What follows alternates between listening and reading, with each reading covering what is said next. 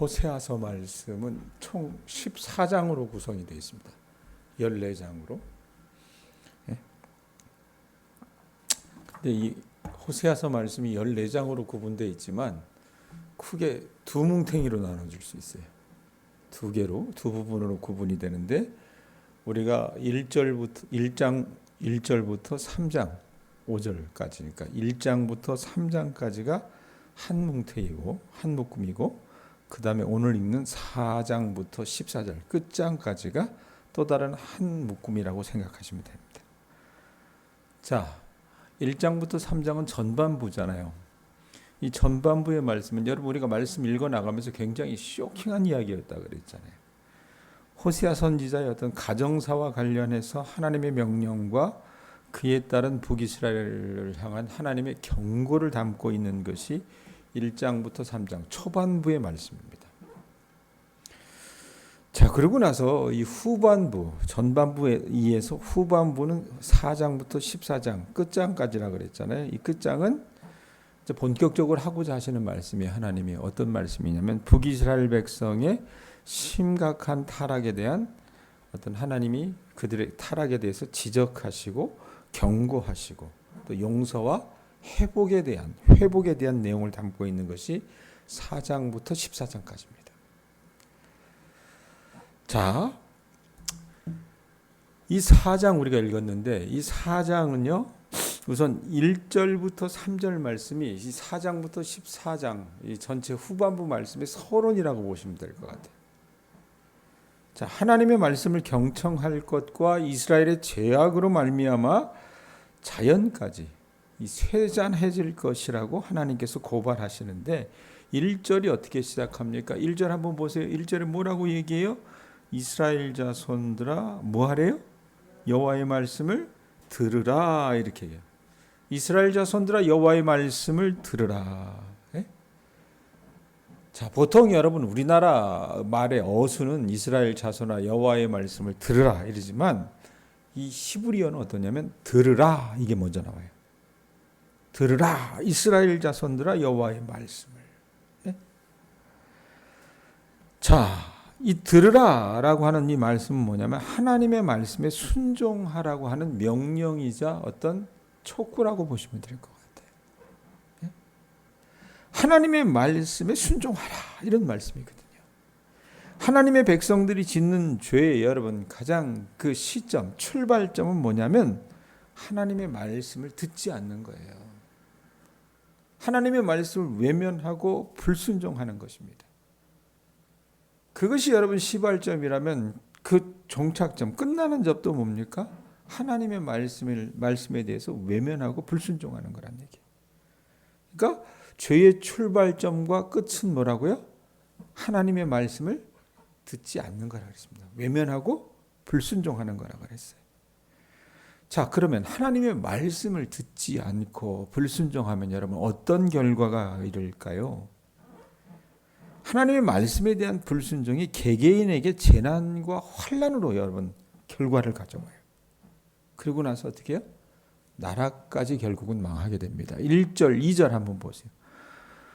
눈이 따라가 주세요. 이스라엘 자손들아 여호와의 말씀을 들으라. 여호와께서 이 땅 주민과 논쟁하시나니 이 땅에는 진실도 없고 인애도 없고 하나님을 아는 지식도 없고 오직 저주와 속임과 살인과 도둑질과 가는 뿐이요 포악하여 피가 피를 뒤이음이라 이렇게 얘기를 해요.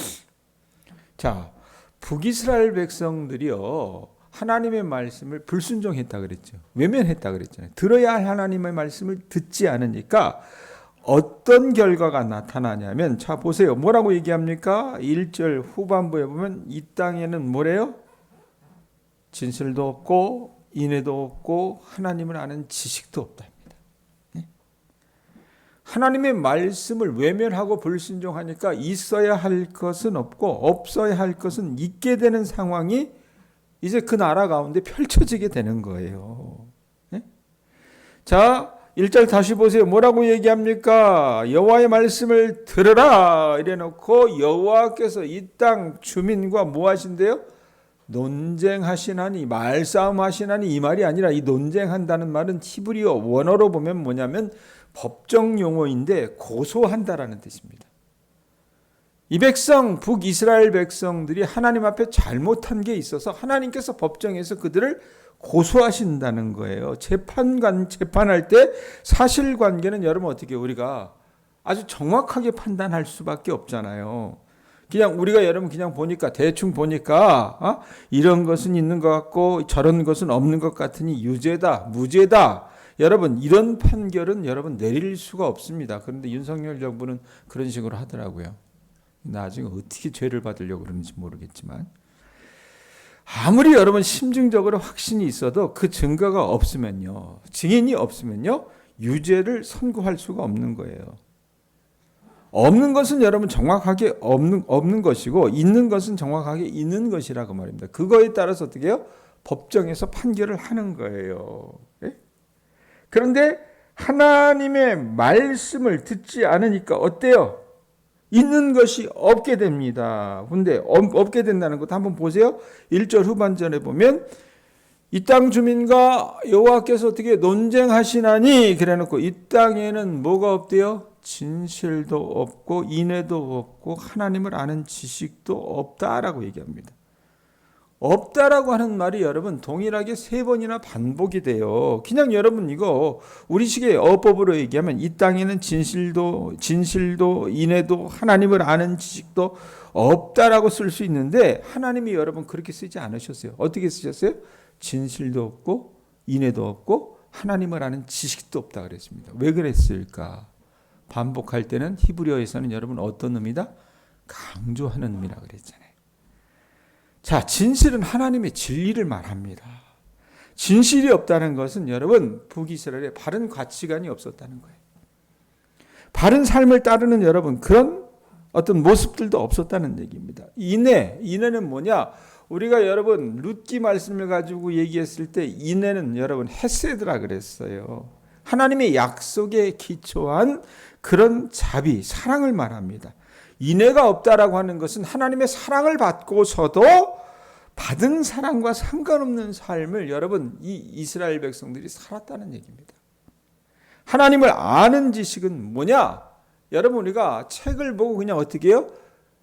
그냥 그 책에 있는 그 글을 아는 것이 아니라 하나님을 아는 지식은 뭐예요? 인격적인 삶을 이야기합니다. 북이스라엘 백성들은 마치 하나님을 모르는 사람들처럼 그들이 여러분 어떤 사람들이었습니까? 어떤 사람들이었어요? 1절 다시 보세요. 이스라엘 자손들아 이렇게 얘기해요. 하나님의 언약 백성이었다는 얘기입니다. 그럼 하나님 자식답게 하나님 새끼답게 살아야 되는데 하나님을 모르는 어떻게 해요? 이방 자녀들처럼 살았던 거라 그 말이에요. 자, 있어야 할 것이 없었다 그랬어요. 근데 없어야 할 게 또 있어요. 2절 보세요. 뭐라고 얘기합니까? 오직 저주와 속임과 살인과 도둑질과 간음뿐이요 포악하여 피가 피를 뒤이음이라 이렇게 얘기해요. 자, 저주, 속임, 살인, 도둑질, 간음은요 10계명에 3계명, 9계명, 6계명, 8계명, 7계명 이 5계명을 어긴 거예요.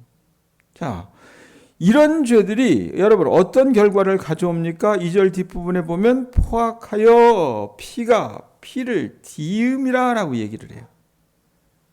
자, 그런데 재미난 표현이 뭐냐면 피가 피를 뒤이었음이라 이렇게 표현하지 않고 뒤이음이라. 그러니까 히브리 성경으로 보면 또 영역 성경으로 보면 현재로 표현하고 있어요.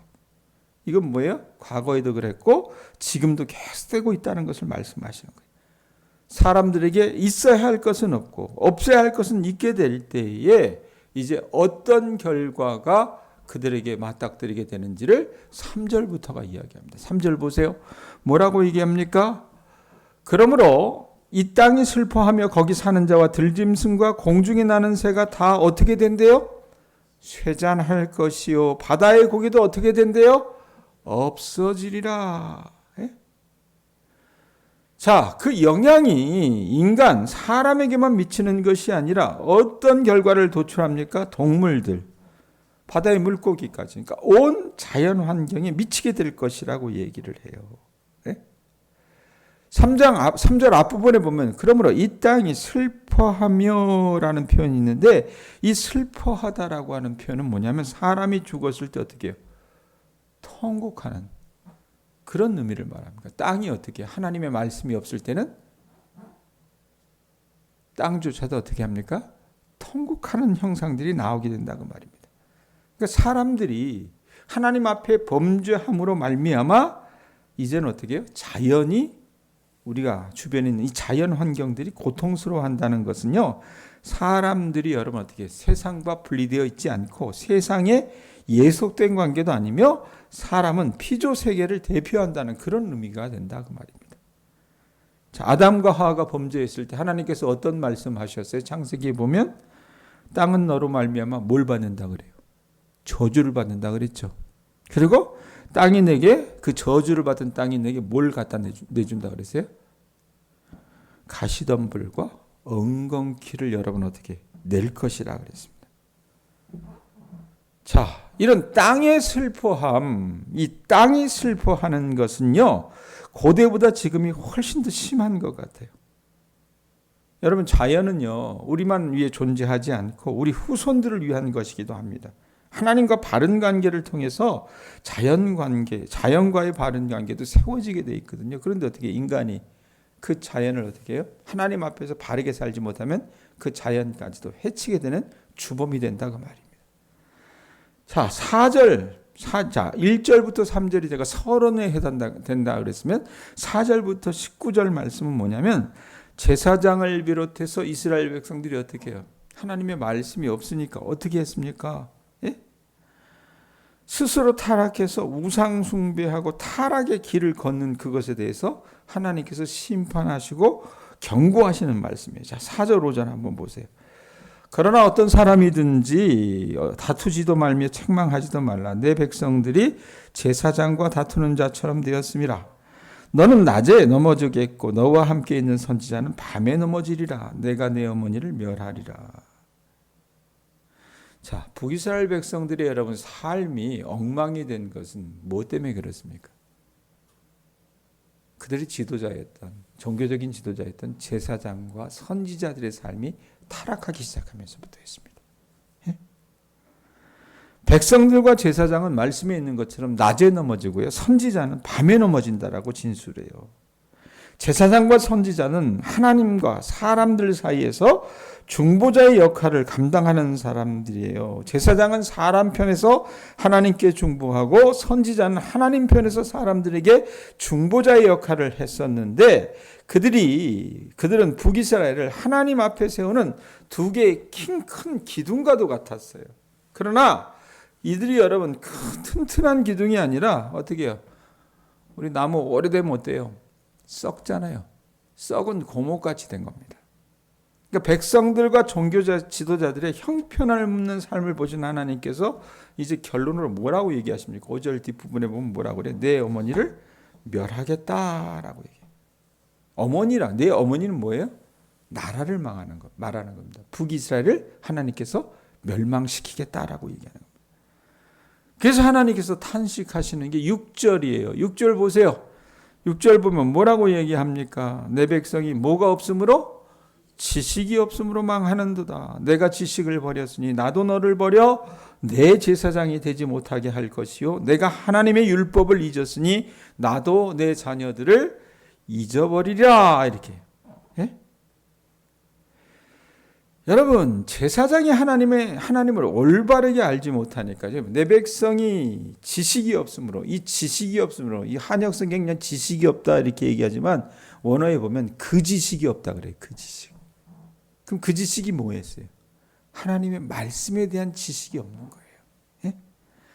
하나님을 올바르게 알지 못했었기 때문에 제사장은 어떻게 해요? 제사장 구실을 못했어요. 제사장이 아니고 또한 제사장이 율법의 말씀대로 살지도 않고 가르치도 않았으니까 백성이 여러분 어떻게 하나님을 알지 못하게 되는 겁니다. 즉 백성들이 하나님을 바르게 알지 못하는 것은 여러분 많은 책임이 누구에게 있어요? 제사장들에게 있다는 겁니다. 네? 여러분들도 강단에서 설교하는 목회자들을 위해서 많이 기도해 주십시오. 어떻게? 내 귀에 맞는 소리만 하게 해달라고 기도하는 것이 아니라 오늘 말씀에 있는 것처럼 어떻게 해요? 하나님의 말씀에 대한 지식을 잘 전할 수 있는 목회자가 되게 해달라고. 사람의 소리만 여러분 무성하게 전하는 목회자들이 한국교회에 많아지기 시작하면 여러분 어떻게 됩니까? 우리가 북이스라엘이 당했던 이런 화를 같이 당할 수 있다는 얘기입니다. 하나님이 말씀을 계속해서 이어가세요. 7절에서 10절입니다. 뭐라고 얘기합니까? 그들이 번성할수록 내게 범죄하니 내가 그들의 영화를 변하여 욕이 되게 하리라. 그들이 내 백성의 속죄 제물을 먹고 그 마음을 그들의 죄악에 두는도다. 장차는 백성이나 제사장이나 동일함이라. 내가 그들의 행실대로 벌하며 그들의 행위대로 갚으리라. 그들이 먹어도 배부르지 아니하며 음행하여도 수요가 늘지 못하니 이는 여호와를 버리고 따르지 아니하였습니다. 자, 호세아가 여러분, 호세아가 활동했던 시대의 왕은 누구라 그랬어요? 북이스라엘의 왕은 여로보암 2세라 그랬어요. 이 여로보암 2세는요, 북이스라엘이 가장 번성했을 때 두 왕을 여러분 우리가 보통 얘기합니다. 가장 악한 왕이 누구였어요? 북이스라엘 아합이라 그랬죠. 이때 가장 먹고 살기 좋았어요. 그리고 이것에 비견할 만한 또 다른 후대의 왕이 있었는데 그가 누구냐? 여로보암 2세 때였습니다.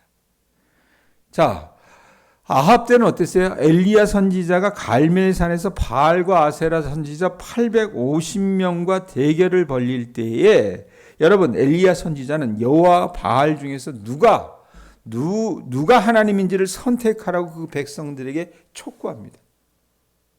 누가 하나님인지 너희들이 한번 좀 선택해 보라고 외쳤을 때 백성들은요, 열왕기상에 보면 그 둘 사이에서 머뭇머뭇거렸다는 표현을 해요. 백성들이 하나님을 여러분 선택하는 것을 과단성 있게 결정하지 않고 머뭇머뭇거렸던 것은 뭐냐면 아합 왕이 가져다 줬던 그 경제적인 부유함에 눈이 멀어가지고 바알을 섬기는 것을 포기할 수 없었기 때문에 그렇습니다. 현대인들이 어때요? 돈을 좋아하는 이와 마찬가지라 그 말입니다. 자, 그런데 이 아합 왕보다 더 번성했던 때가 여로보암 2세 때였습니다. 호세아가 활동했던 그때. 자, 그래서 백성들이 어떻게 했냐면 이전보다 우상과 하나님 앞에 제사도 훨씬 더 많이 드렸던 거예요, 제사를. 그때 제사장들은 여러분 하나님께 드리는 제사보다 하나님께 드리는 제물에 관심이 많았어요. 여러분 우리 속담에 그러잖아요. 중이 제사에는 관심 없고 어디에만 관심이 있다 그래요? 제밥에만 관심이 있다는 표현이 있잖아요. 그런 말 있어요, 없어요? 있죠. 성경에도 여러분 공히 적용할 수 있는 말이라고 말이에요. 제사장들이 하나님께 제사하는 삶에 대해서는 관심이 없고 어떻게 해요? 그저 제물로 가져다 바치는 그 제물에만 눈독이 들었어요. 그 제물은요, 제사장의 영적 눈을 흐리게 만들었고 올바른 분별력을 상실하게 만들어서 여러분 이들의 영은 세속적인 가치관에 어떻게 비계가 이렇게 찬 거예요. 우리가 여러분 많이 먹으면 어떻게 해요? 배가 나오잖아요. 이 사람들이 그렇게 됐어요. 그래서 하나님을 따르는 삶을 제사장들이 살아가지 않았던 거라고 말입니다. 그러니까 모양만 제사장이 했어요. 모양만. 네? 자, G.K. 체스터튼이라고 하는 유명한 영국의 저술가가 있는데 그 사람이 모든 사람들의 여러분 그 마음 속에는 구멍이 있대요. 채워지지 않는 구멍이 있대요. 근데 그 구멍은 하나님만으로 채워질 수 있다고 얘기해요. 하나님만으로 채워져야 되는데 하나님으로 채우지 않으니까 어떻게 해요? 술집에 가고 몸 파는 여자 집에 가고 남자들이 이러는 거거든요. 돈에 목매고 이러는 겁니다. 근데 제사장들은요, 그 구멍을 하나님이 아닌 것으로 채워보려 했던 거예요. 여로보암 2세 시대에는. 근데 채울 수가 있어요, 없어요? 없죠. 그런데 여러분 그것은 우리 시대도 동일하다라는 얘기입니다. 하나님을 가지면은 여러분 모든 것을 가진 것과 같고 하나님을 갖지 않으면은 아무것도 가지지 않은 것과 같다 그 말이에요. 그런데 어떻게 우리는 거꾸로 해요. 거꾸로 한다고 말입니다. 자, 제사장들이 여러분 어떻게 이렇게 기준 잡아서 타락했기 때문에 백성들의 삶도 다르지 않았습니다. 11절 12절 보세요. 어떻게 합니까? 음행과 묵은 포도주와 새 포도주가 마음을 빼앗았느니라. 내 백성이 나무에게 묻고 그 막대기는 그들에게 고하나니 이는 그들이 음란한 마음에 미혹되어 하나님을 버리고 음행하였음이니라. 예? 자, 음행과 포도주에 여러분 이들이 취했어요. 근동아시아 여러분 거의 대부분의 신들은 여러분 음란한, 소위 말하면 자기들의 성전 창기를 자기들의 예배당에 갖다 두고 그렇게 살았어요. 그래서 이들이 어떤 음행과 포도주에 취하게 되니까 분별력을 자연히 상실하게 돼버리는 거예요. 술 취하면 여러분 어떻습니까? 요즘 시대는 TV 방송에 보면 마치 그냥 술 마시는 것을 권하는 것처럼 그렇게 하는데 과연 저는 그게 바른 것일까 생각을 해봐요. 그러니까 대통령도 어떻게 합니까? 기준 잡아가지고 이 사람 맨날 하는 게 밤마다 술 마신다며요. 여러분 밤마다 술 마시는 그 자의 삶이 여러분 어떻게 바를 수가 있겠어요? 어떻게 바른 분별력을 가지고 여러분 나라를 통치할 수 있겠냐고 말입니다. 바른 분별력을 상실하게 되면 바르게 하나님을 섬기는 것도 불가능하다는 말입니다. 여러분 음행에 사로잡히게 되면 그릇된 결정을 계속 내릴 수밖에 없는 거예요. 그때의 결정은 전부 어떻게 해요? 자기를 쇠사슬에 얽어매는 것들이라 그 말입니다. 윤석열 대통령 하는 짓을 보세요. 예? 술에 빠지고 예? 부인에 빠져버리니까 이 사람 하는 짓을 보세요. 어떤 일들에 대해서 지도자가 대안을 제시해야 되는데 하는 일마다 뭡니까? 이건 초등학생이 정치를 해도 그보단 잘할 것 같다는. 여러분 그런 마음을 사람들이 갖게 됩니다. 왜? 그 사람의 판단력이 그만큼 흐려졌다는 얘기입니다. 그러다 보면 어떻게 해요? 후회와 한숨이 쌓이게 되는 거예요. 그래서 무엇인가 사로잡혔을 때 중독되었을 때는 결코 어떻게 중요한 결정을 내리지 말아야 합니다. 그때 그런 결정을 내릴 분별력이 없기 때문에 그러하다고 말이에요. 15절 보세요. 이스라엘에 너는 음행하여도 유다는 죄를 범하지 못하게 할 것이라. 너희는 길갈로 가지 말며 베다웬으로 올라가지 말며 여호와의 사심을 두고 맹세하지 말지어다. 여기서 이스라엘은 북이스라엘을 얘기해요. 북이스라엘. 북이스라엘은 이렇게 음행하여도 남유다는 죄를 범하지 못하게 할 것이라고 하는 말씀은 북이스라엘은 여러분 어때요? 먼저 망했잖아요. 100몇십 년 전에 먼저 망했습니다. 왜? 타락했기 때문에. 예?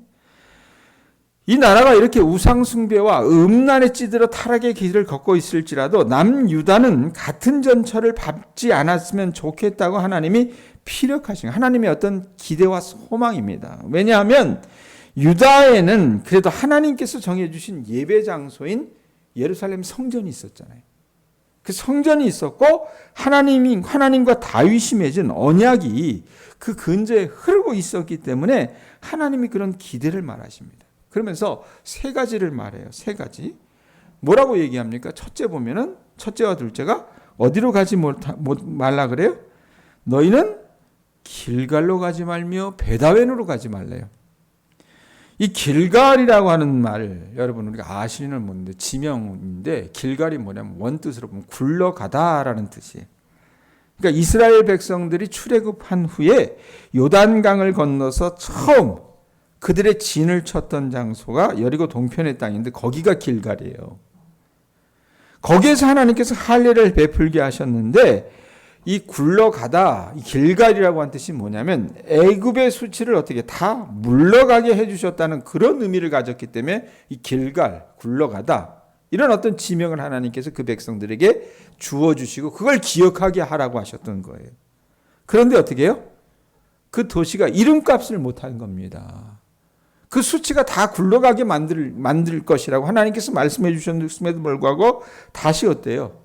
그곳에서 할례를 향하고 그들이 하나님의 백성이라고 했는데 다시 우상 숭배의 도시가 되었기 때문에 하나님께서 어떻게 하십니까? 그곳에 가지 말라고 말씀하시는 겁니다. 그럼 베다웬으로 가지 말라고 또 얘기하잖아요. 말씀해 보면 베다웬은 뭔가? 여러분 베다웬이라고 하는 이 지명의 뜻은 뭐냐면 사악한 집, 그다음에 허무한 집, 뭐 이런 뜻이에요. 자, 베다웬의 여러분 원래 지명은 뭐냐면 베델입니다. 베델. 예? 오늘 우리가 여러분 함께 주님 앞에 불렀던 찬송 300 몇 장이었죠? 몇 장이었죠? 338장에 보면 야곱이 잠깨어 일어난 후 돌단을 쌓은 것 본받아서 그게 어디예요? 베델이에요. 예? 꿈의 사닥다리를 보면서 환상을 보면서 그가 일어나가지고 어떻게 해요? 자기가 뱄던 그 베개를 제단 삼아서 하나님 앞에 어떻게 제사 드리면서 그 지명을 어떻게 베델로 바꿨습니다. 하나님의 집이다라고 하는,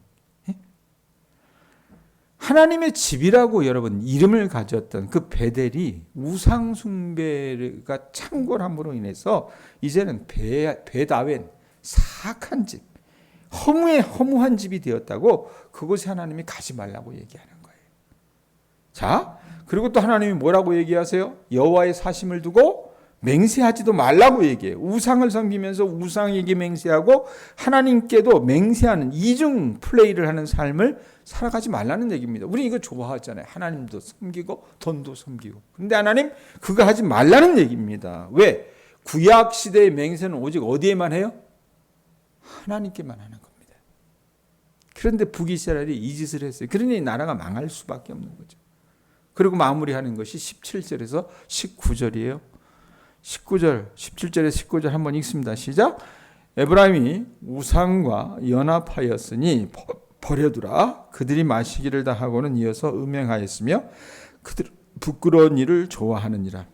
바람이 그 날개로 그를 쌌나니 그들이 그 재물로 말미암아 부끄러운 일을 당하라. 여러분, 하나님께서 하시는 징계 중에 아주 강한 징계가 뭐냐면 거기 말씀에 있는 것처럼 버려두라, 내버려 두는 것입니다. 네? 내버려는. 우리가 여러분 자녀들이 바르게 살지 않고 형편없이 살아갈 때 여러분 부모가 어떻게 처음에는 야단치죠. 네?